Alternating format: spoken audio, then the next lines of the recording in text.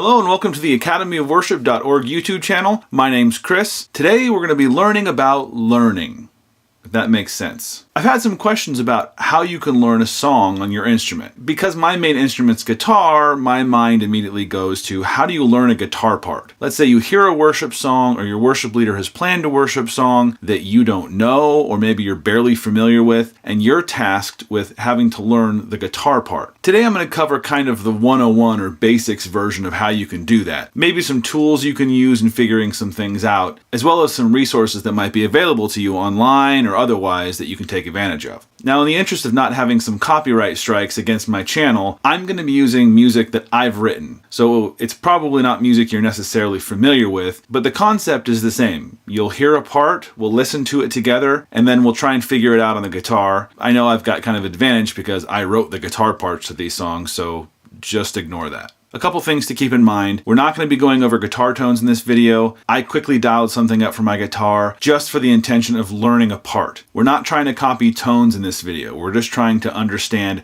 how to play the part on the guitar. But if your instruments may be bass or keyboards or drums or something else, the base concepts here should be about the same. All right, so let's jump right into it. You're a musician that has to learn a part.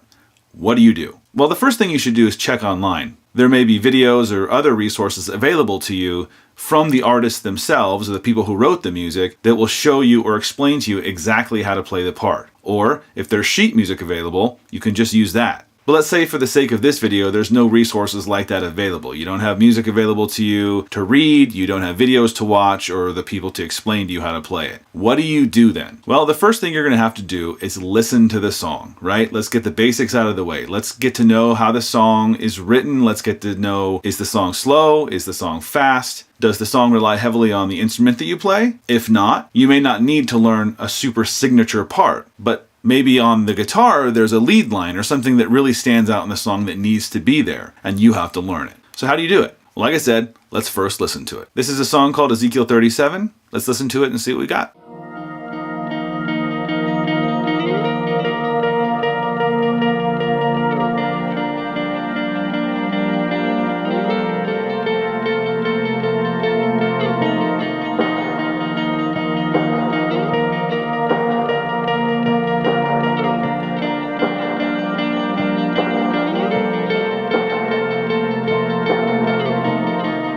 The first thing we want to do is determine what key we're in. Now, sometimes you'll get a lead sheet with this that may just have a key and a tempo and some chords over some lyrics, and that's fine. You can determine the key from that. Or if you're listening to the song and you don't have that resource available to you, you need to determine what key this is in. Now, in listening to that, I've determined the very first note the electric guitar hits on that lead line is an E flat.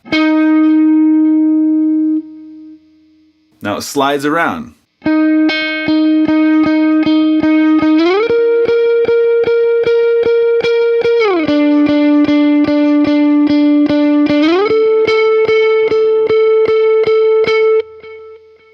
That's the whole line. After listening to it over and over again, believe me, you may have to put this thing on repeat or just A-B a certain section or just push play and go back and push play and go back and determine each and every one of the notes that you need to play. And after listening to it a bunch of times, those are the 4 notes at the beginning of this song that you need to play. Now, I heard that it repeats over and over again, so that's good. At the beginning, we have 1 lead line, 4 notes that just repeat over and over again until the singing comes in. So that's cool. We know our notes. Now, those notes, what key are they in? We have an E flat. We have a B flat. We've got a D. And we've got an A. It's harder if you don't know theory and stuff to figure this stuff out, but you can eventually put those notes in the key of B flat major. Now, more than likely, you're going to be getting some sort of lead sheet or music to the song. Most modern tools used by churches and worship leaders are going to tell you what key something's in when you get it. So you're probably not going to have to worry about the hassle of going through it on your own and figuring out the key. But to move things forward, this song is in B flat major. Let's continue listening to the song and see what the next part is. Lord, set me down in the valley full of bones, thirsting for life. Breathe in me, God, make me whole, full of you. Make me alive. Prophesy. Now, we can hear that during the verse, even when the singing comes in, that line keeps going. So far, our job's pretty easy. We just play those 4 notes over and over and over again. Cool. Well, we're coming up on a pre-chorus. Let's see what it does. Over me, words of life, you're all that I need. Lift me up. Okay, it sounds like the electric guitar changes what it's doing. Now here's where it gets interesting. Now you'll notice that right now I don't have a capo on, I don't have anything going on, but when I'm listening to that part, it's higher up on the neck. Now looking at the lead sheet, I know that on the pre-chorus, the very first chord is a C minor chord. Now I can play that all in the open position here, so I can fret my C minor here. In listening to it though, I noticed that a lot of the notes are a little bit more open sounding and ringing. And I can tell you that since I wrote the electric guitar part in the song, I know that's cheating, that there was a capo involved in the electric guitar. One of the things you need to consider when learning an electric guitar part is there a capo involved? Because a lot of times there's very open sounding chords that would be really hard to fret if you didn't use a capo. For instance, the pre-chorus would be something like this, and you'll notice when I get to the 5 chord, it gets virtually impossible to play and make it sound like the recording, because there's an open ringing note that sustains through each one of the chords, and I'll show you when I get there. It would be like this without a capo.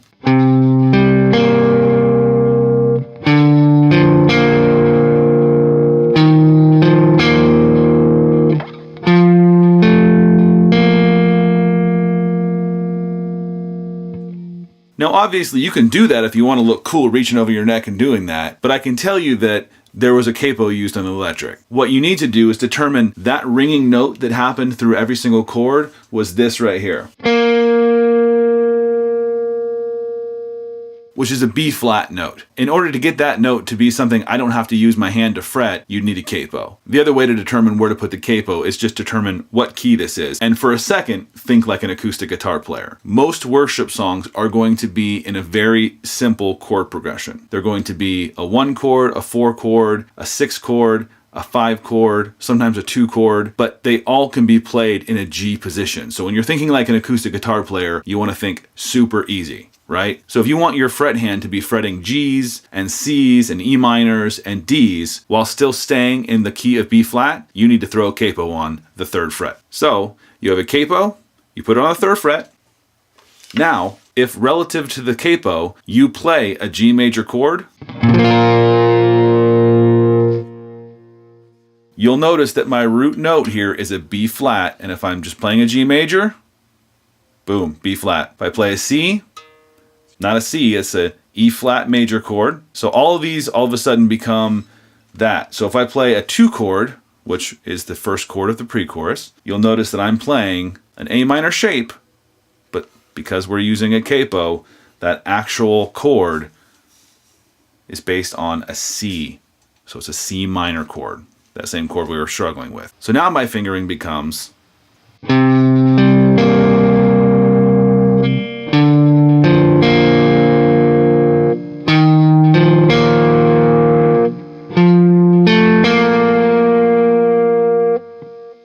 it takes 1 or 2 fingers tops to play that whole part instead of moving your hand around and contorting it in weird positions. Now, one thing I will admit freely is this isn't something that if you're new to the electric guitar or new to figuring out guitar parts is going to come naturally to you. It's not. It's going to be one of those things where you'll have to learn over time. But you'll also get to know that all of this stuff starts sounding the same after a while, and that you can kind of start hearing chords and hearing the way that things are put together and understand that, oh, they're using an open ringing note there, and that will be impossible for me to do in this key unless I use a capo. Don't listen to people that tell you capos are cheating on the electric guitar. In this case, there's an actual hand position that requires this to be here because the open ringing note, this guy right here,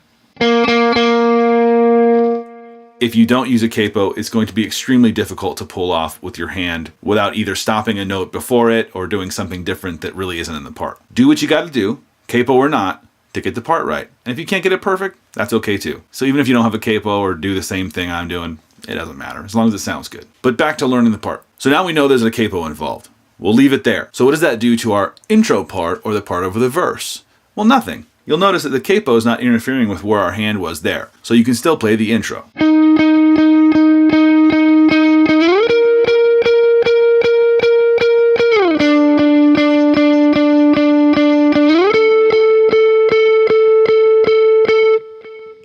So there you go. Capo 3rd fret. We're in the key of B flat major, so that means you can use regular chords that you're used to playing and not awkward hand positions if you don't need to. So far, we've got the intro lick and the second part, which is the pre-chorus.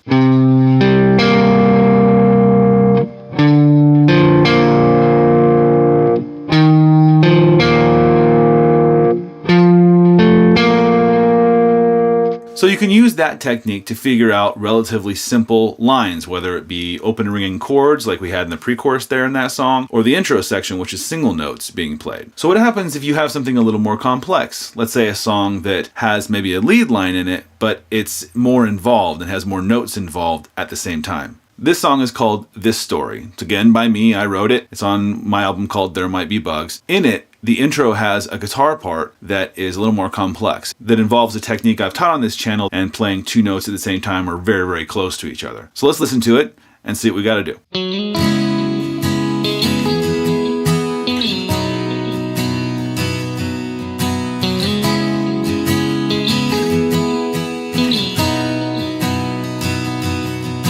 Okay, so right away we have a sliding guitar part again, kind of moves around, but there's two notes being played in quick succession on each stop of each chord or whatever you want to call it. What key is this in, right? We got to ask that question. What key? You can either get it off the lead sheet again, or we can listen to it. This one I can tell you is in the key of E major, and because I know this is in the key of E major, I'm pretty positive we can do this with a lot of open strings and other things involved, and we don't need the capo, so let's get rid of that. So we're in the key of E major.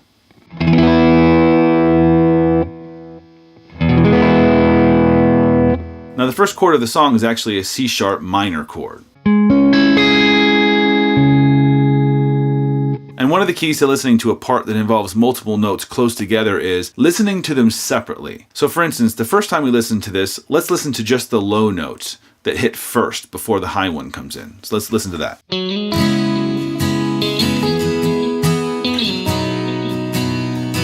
So we have a bass line that moves around.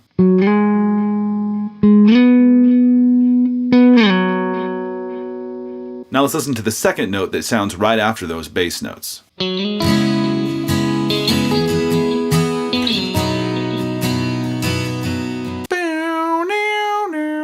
Sometimes it helps if you sing them. If you can't sing, that's okay. Move around until you find them on the neck. Those are the three notes that we have. So we already know that we have our root notes. We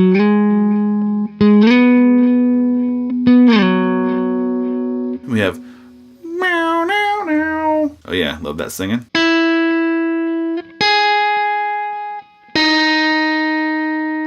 So it would be two notes together in three sections. The first one is this. Next one is this. The next one is this. Now, one of the cool things in learning a guitar part is most of the lead lines that you're listening to are based around what something else in the song is doing or the chords that are going by. So if you were to look at this chord sheet, you would notice that the chords going by are this: C sharp minor to an E major to a B major. Now, if you watched one of my other videos, you'll know that I showed you how to do thirds based off of those chord shapes. So the first one is the C sharp minor. And if we take just the lower half of that chord, remove the middle note, you're left with these two. That's the very first part of that lead line.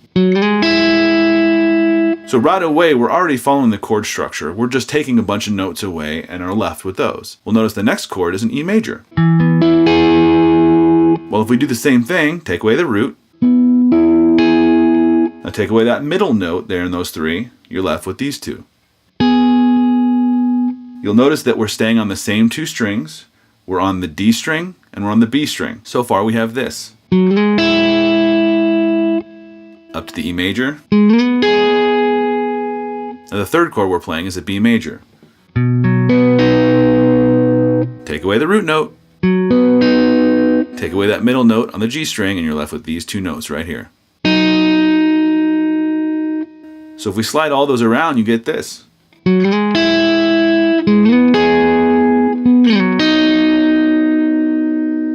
And that, my friends, is how you come up with a cool lead line based off the same chords everyone else is playing and just taking away a bunch of notes. And in the case of this song, that's exactly how it was built. So needless to say, this takes practice and takes doing it a lot to get really good at it. But there's no magic here. There's no secret other than to know what chords you're playing in the song, so that if you're introduced to a song and you hear a really cool electric guitar line, you know right away that that guitar line is based off of something that's happening in the song. It's not just notes picked out of thin air. More than likely, it's built around the chords played in a different place on the neck, so maybe up higher, but built around triads or arpeggios or scales that correspond to the chords that are passing by. That's it. I would say most lead lines you're going to encounter are based around that. Yes, it involves a little bit of theory, and yes, it involves understanding notes and how chords are structured. But once you do it enough and you start seeing your neck in a different light built around chords, you'll understand that it's not as difficult to come up with or to decipher the lead lines that you're hearing. So spend some time with it. Use your ears, because your ears are going to be your best friends. And I guarantee you're going to have to go through this stuff, if you're new to it, a lot. Listen to songs, or even parts of songs, a measure, even less than a measure, over and over and over and over and over again until you can decipher what's being played. And I promise you that the most important part is figuring out why you're playing what you're playing. So once you hear the notes and you figure them out on your electric guitar, look at your hands and figure out, well, what chord is that based around? Why am I playing these two notes right here? If you can look at your hand and figure out that's just part of a C sharp minor chord, then you're going to be in much better shape as you get down the road, because you'll realize that happens a lot. I hope that helps you out. I hope that gives you somewhere to start. And again, I'm not trying to tell you that this is the end all be all of how to learn a guitar part, but it really is just listening a lot. And it really is just spending time with your instrument and figuring it out, and then start tying that to what you do know on the guitar neck, which is chord shapes, scales, things that you're eventually learning as you learn how to play guitar. I'd really appreciate it if you subscribe to the channel. That really helps us out. And if this video helped you out, give us a thumbs up. That helps as well. I really encourage you to get out there, turn some knobs, flip some switches, spend some time doing the stuff that we love, which is playing music. And I guarantee you it gets easier the longer you do it. So keep at it, don't give up, and I'll see you in the next video. God bless.